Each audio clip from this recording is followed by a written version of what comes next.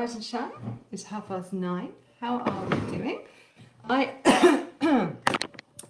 thought let's get a bit creative today, and you know something I like to do which we haven't done yet so far is paper mache, and this is a really simple thing that we can do.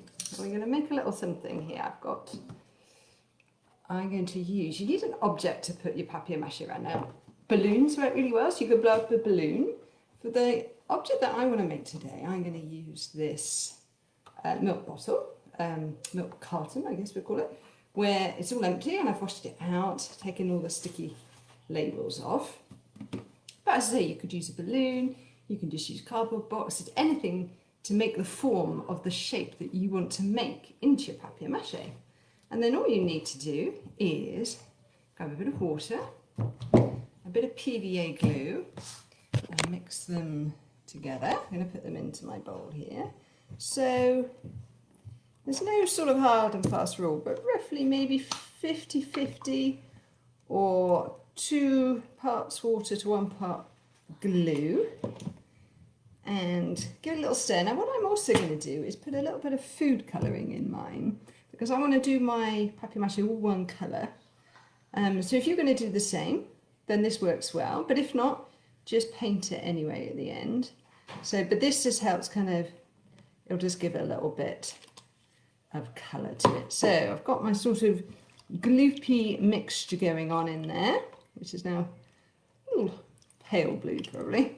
And then get some old newspaper, and then all you've got to do with the newspaper is tear it up into strips. Now, you don't have to be precise with this, but if you keep it folded up, then you'll get more strips per page, won't you? So just nice strips like this. There you go. And then what I'm going to do with the newspaper strips is to dunk them into my gloopy mixture of soap and water with that little bit of food colouring. I'm not sure I put enough in because I've got a black bowl, so it's actually impossible to tell. But never mind, it doesn't really matter. So I've got some quite dark bits of newspaper here anyway. So in they go. Gloop, gloop, gloop. Give them a nice good dunking. And you can put quite a few in just to get them nice and soaked and soggy for you.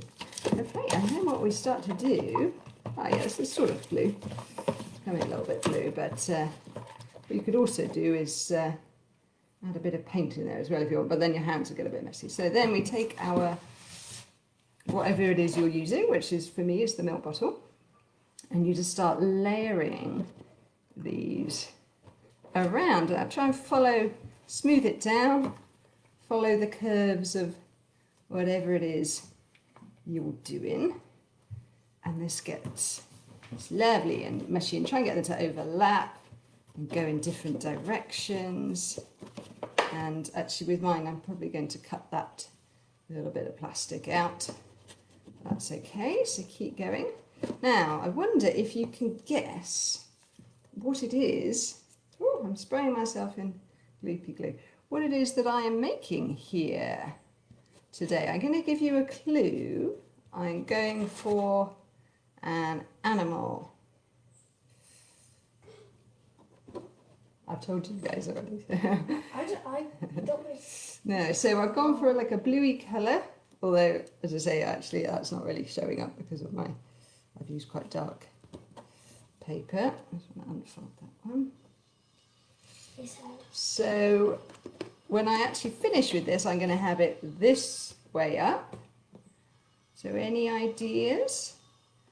This is going to be the front, and this is going to be the back. And actually I'm going to just add in, once this is all dried, I will add something to the back, like a little tail maybe.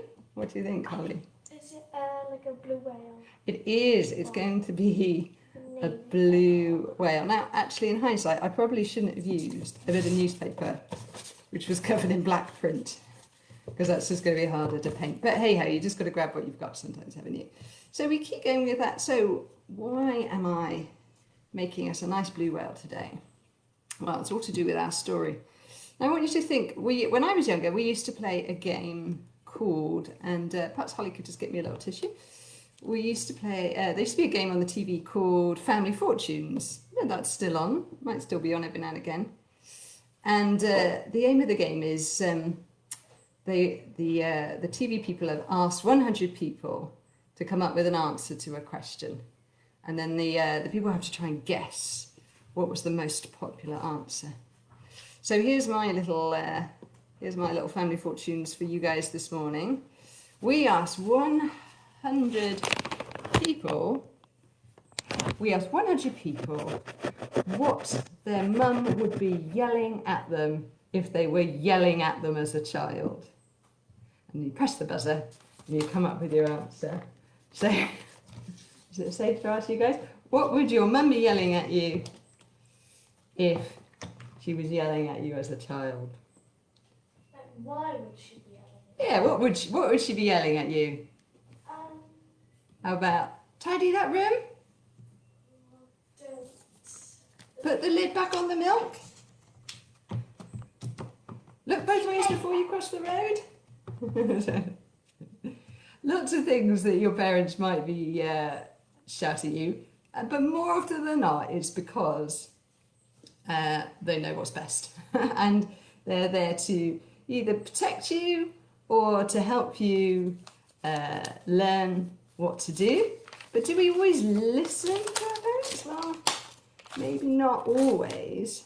And sometimes we might do the complete opposite.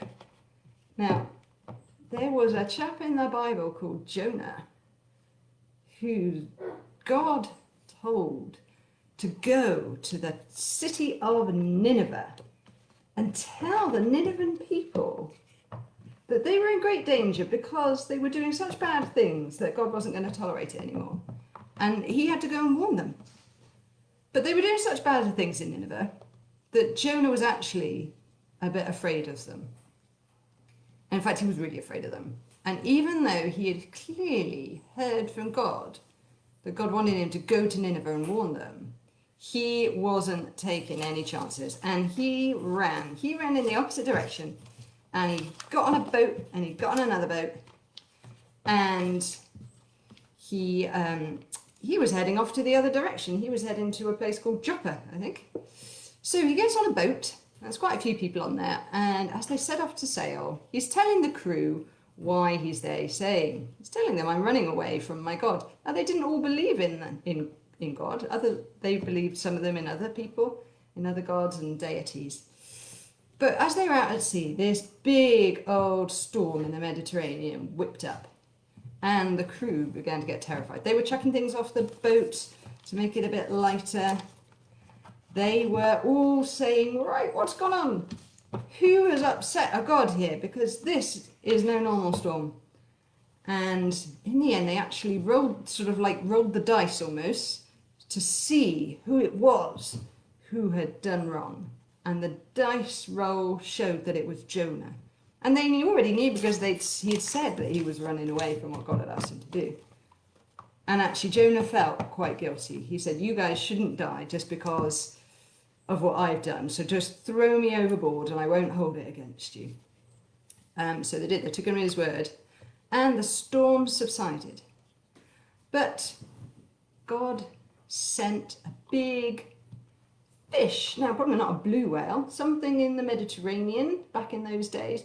But a big old fish that swallowed Jonah whole.